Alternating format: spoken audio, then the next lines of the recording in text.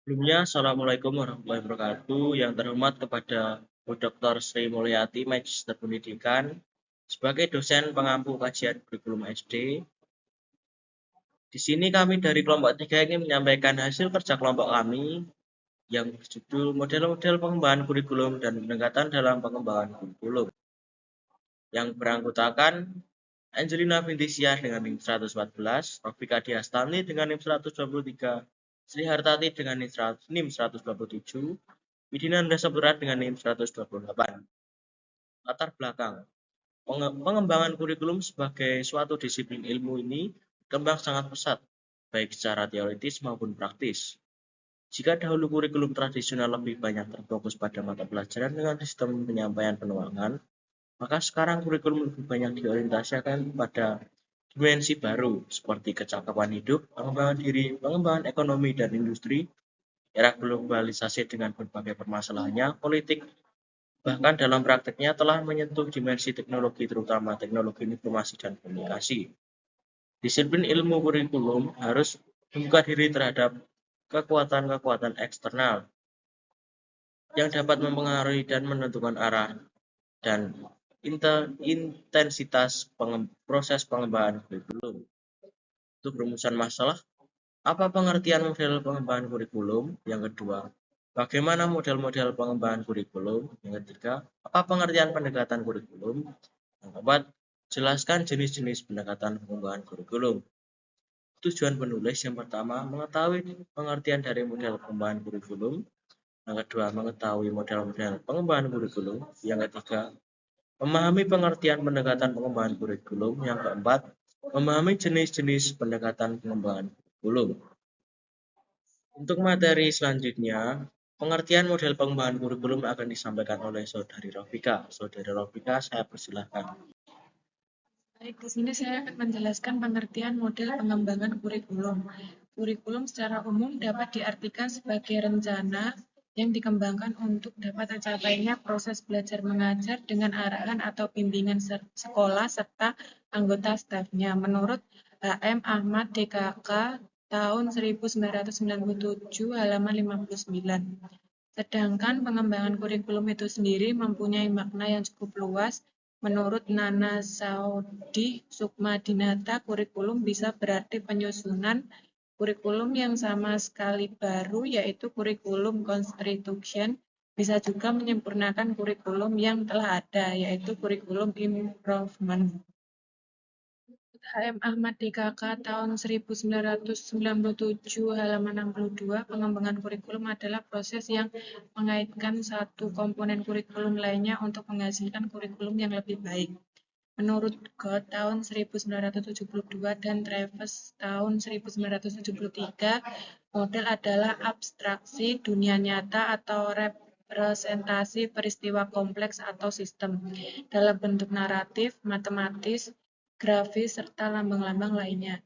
Dalam pengembangan kurikulum, model merupakan ulasan teoritis tentang suatu proses kurikulum secara menyeluruh atau dapat pula ulasan tentang salah satu bagian kurikulum. Sedangkan menurut Kamus Besar Bahasa Indonesia, model adalah pola, contoh, acuan, ragam dari sesuatu yang akan dihasilkan. Menurut Zainal Abidin tahun 2012 halaman 130.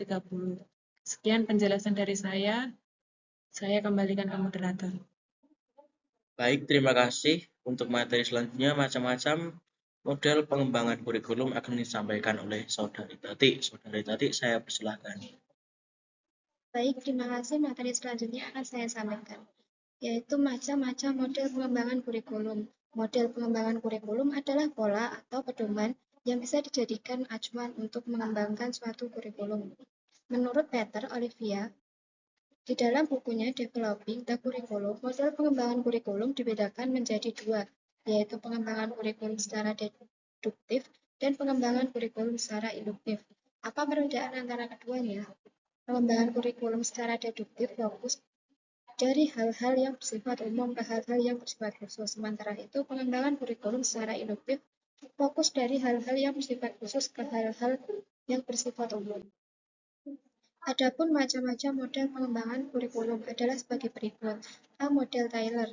Model Tyler dikembangkan oleh seorang penulis asal Amerika yaitu Ralph Tyler pada tahun 1940. Model ini termasuk dalam model pengembangan deduktif. Menurut Tyler, pengembangan kurikulum harus melalui 4 tahapan, yaitu sebagai berikut. Yang pertama, analisis tujuan. Yang kedua, pengalaman belajar. Yang ketiga, mengorganisasikan pengalaman belajar. Yang keempat, evaluasi. Evaluasi meliputi penilaian yang menitik beratkan pada tujuan pembelajaran.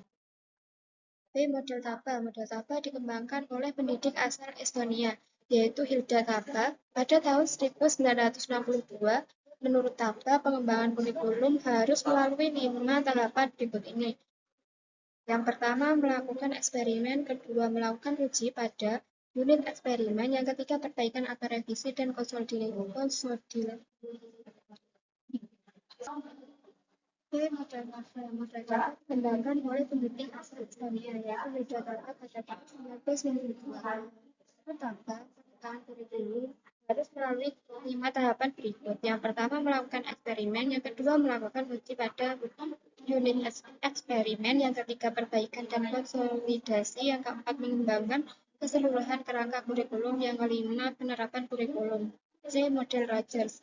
Model Rogers dikembangkan oleh seorang psikolog asal Amerika yaitu Carl Tyson Rogers. Menurut Rogers, pengembangan kurikulum harus melalui tahapan-tahapan berikut. Yang pertama, pemilihan target. Yang kedua, pengalaman guru. Yang ketiga, kelompok intensif di dalam kelas atau unit pelajaran. Yang keempat, melibatkan peran orang tua. D. Model Beckham. Sebagian besar nama model pengembangan kurikulum diambil dari nama perumusnya, gitu juga dengan model Beckham. Model ini dikembangkan oleh seorang ilmuwan asal Amerika yaitu George Beckham. Menurut Beckham, pengembangan kurikulum harus mengacu pada 5 tahapan berikut. Yang pertama, menentukan cakupan wilayah kurikulum. Yang kedua, menentukan pihak-pihak ikut terlibat di dalamnya. Yang ketiga, organisasi dan prosedur pengembangan. Yang keempat, implementasi dan penerapan kurikulum.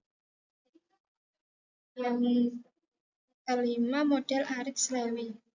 Tahapan pengembangan kurikulum menurut model Aritz-Lewin adalah sebagai berikut. Yang pertama, merumuskan tujuan. Yang kedua, perencanaan kurikulum. Yang ketiga, uji coba rencana kurikulum. Yang keempat, uji lapangan. Yang kelima, implementasi atau penerapan kurikulum. Sekian materi yang dapat saya sampaikan. Saya kembalikan ke moderator. Baik, terima kasih. Untuk materi selanjutnya, pengertian pendekatan pengembangan kurikulum. Pendekatan dapat diartikan sebagai titik tolak atau sudut pandang seseorang terhadap suatu proses tertentu. Istilah pendekatan merujuk kepada pandangan tentang terjadinya suatu proses yang sifatnya masih sangat umum.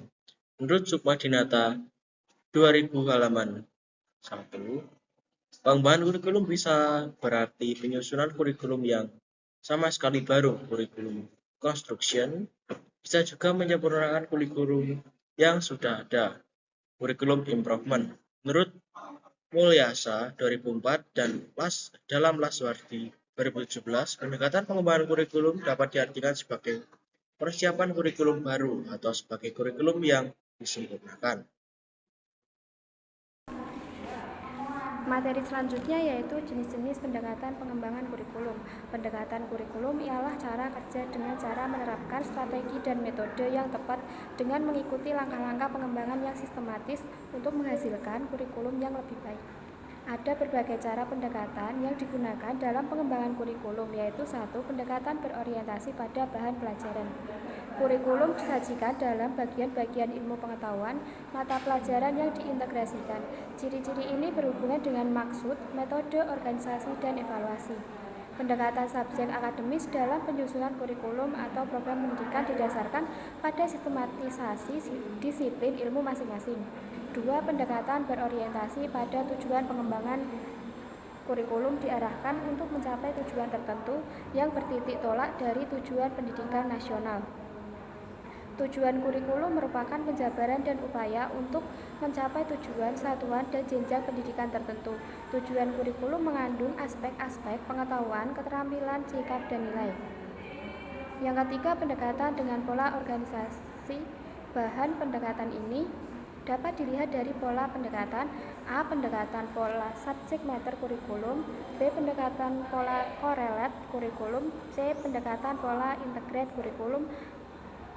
Yang keempat yaitu pendekatan rekonstruksionalisme atau rekonstruksi sosial. Pendekatan ini disebut rekonstruksi sosial karena memfokuskan kurikulum pada masalah-masalah penting yang dihadapi dalam masyarakat seperti polusi, ledakan penduduk, rasialisme, interdependensi global, kemiskinan, malapetaka akibat kemajuan teknologi, perang dan damai, keadilan sosial, hak asasi manusia, dan lain-lain. Yang kelima yaitu pendekatan humanistik. Pendekatan ini menempatkan peserta didik pada posisi sentral dan perkembangan afektif siswa sebagai prasyarat dan merupakan bagian integral dari proses belajar. Siswa diharapkan mampu mengembangkan segala potensi yang dimiliki dengan selalu mengedepankan peran siswa di sekolah. Yang keenam yaitu pendekatan akuntabilitas. Accountability, lembaga pendidikan tentang pelaksanaan tugasnya kepada masyarakat akhir-akhir ini menjadi hal penting dalam dunia pendidikan. Suatu sistem yang akuntabel menentukan standar dan tujuan spesifik yang jelas serta mengatur efektivitasnya berdasarkan taraf keberhasilan siswa untuk mencapai standar itu.